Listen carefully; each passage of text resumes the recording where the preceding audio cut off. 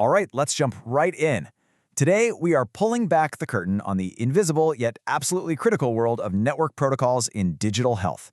If you've ever looked at cybersecurity tools like Wireshark or Nmap and felt totally overwhelmed by terms like TCP, UDP, SYN, and ACK, well, you are in the exact right place. In this explainer, we're going to transform that intimidating alphabet soup into clear, logical concepts. Here is our roadmap for this explainer. First, we'll cover network mechanics in healthcare. Then, TCP versus UDP, establishing a connection, exploring network ports, and finally, ensuring delivery and teardown. Okay, let's dive right into this with Section 1, Network Mechanics in Healthcare. We've got to establish right away why we're even talking about network protocols in digital health. Because trust me, this isn't just theoretical computer science. In a hospital environment, network mechanics are quite literally a life-or-death matter. To understand the high stakes, imagine a doctor's computer requesting a patient's lab result from a server. The patient's blood group is O positive. But what if, during that transmission across the network, just one single character gets corrupted or flipped? Suddenly that result arrives reading blood group B positive. If a clinical decision gets made on that corrupted data, well, patient safety is severely compromised. That is exactly the kind of terrifying risk that network protocols are designed to prevent. And that's exactly why our goal today is to stop memorizing and start actually understanding. When students first boot up powerful cybersecurity tools like Nmap or Wireshark, they just get hit with this absolute barrage of technical jargon. A lot of people try to just memorize what port 80 is or what a SYN packet means. But to truly secure digital health systems, you've got to understand the actual mechanics behind these terms long before you run your first security scan. Moving right along to Section 2, TCP versus UDP. To really break down our two main protocols, let's think about it like sending a package to a friend. With TCP, it's like calling your friend first to say, "Hey, can you receive my package?"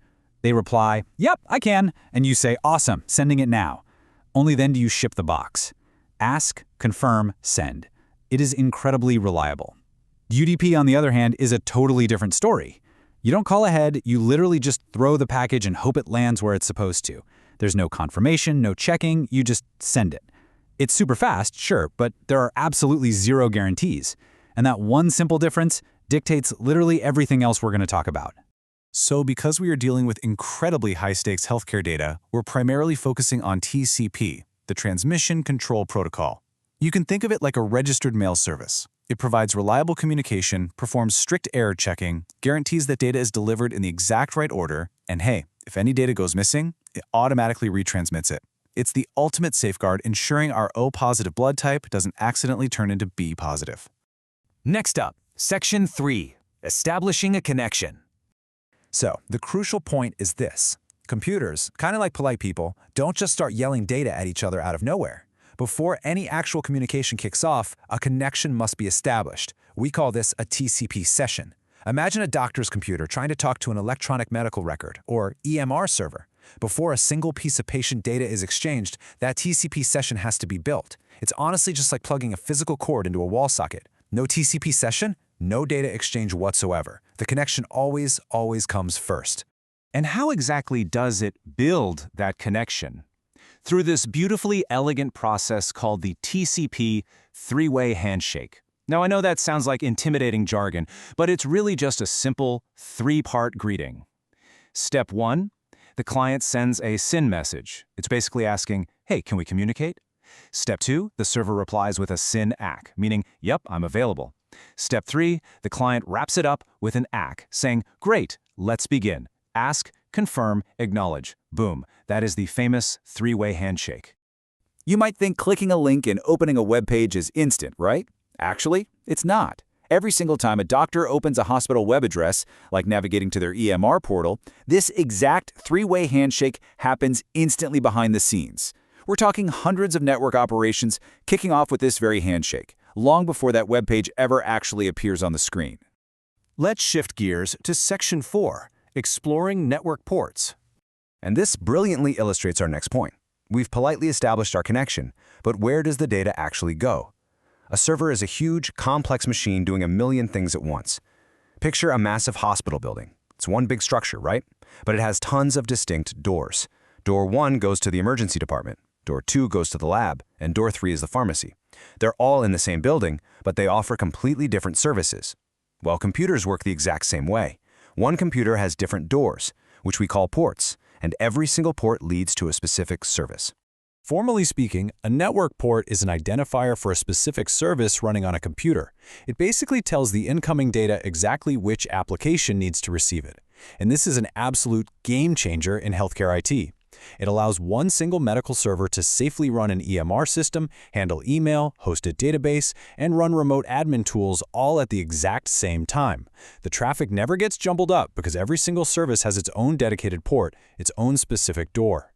Here is a quick cheat sheet of some common ports you're going to run into. Port 22 is used for SSH, or remote administration. Port 80 handles your standard HTTP web traffic, while port 443 handles secure HTTPS traffic, which is exactly where you'd find a secure EMR portal. And port 3306 is commonly used for a MySQL database. When you actually start running cybersecurity scans with something like Nmap, this table is exactly the kind of output you'll be analyzing. It literally tells you precisely which of these doors are sitting wide open on a hospital server. Finally, let's look at Section 5, ensuring delivery and teardown. Okay, so we've made the connection and we've found the right port. Once that data is flowing, TCP steps up with 5 core guarantees for delivery. It ensures overall reliability. It uses error detection to catch any corrupted files. It forces ordered delivery so things don't get scrambled. It uses acknowledgements to confirm receipt, and it handles retransmission, automatically resending anything that gets lost. These 5 guarantees, they are the invisible shield protecting that life or death medical data we talked about earlier. And the mechanics behind this are actually pretty fascinating. TCP uses sequence numbers, which work exactly like page numbers in a book. It literally stamps every single packet of data so they can be reassembled in perfect order. As these numbered packets arrive, the receiver sends back acknowledgements, meticulously ticking off every single one. Got packet 1, got packet 2, it leaves absolutely nothing to chance. All of this crazy coordination, the handshakes, the acknowledgements, the teardowns, it all happens using TCP flags.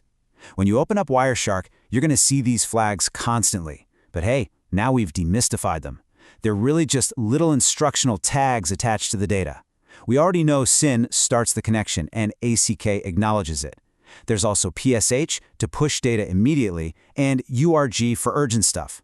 But pay really close attention to FIN and RST, because those dictate exactly how the conversation ends.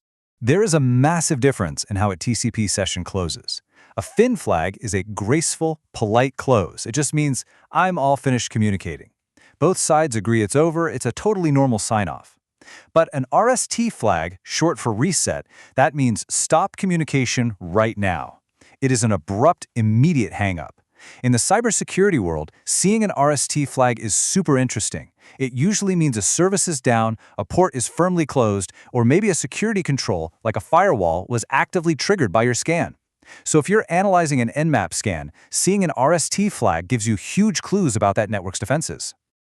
And wow, that brings us right full circle.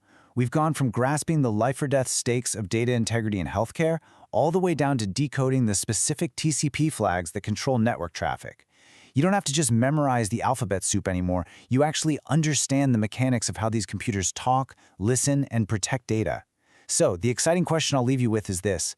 Now that you truly speak the language of the network, what hidden vulnerabilities and secrets are you going to discover the next time you boot up Wireshark? Thanks for hanging out with me for this explainer, and happy analyzing.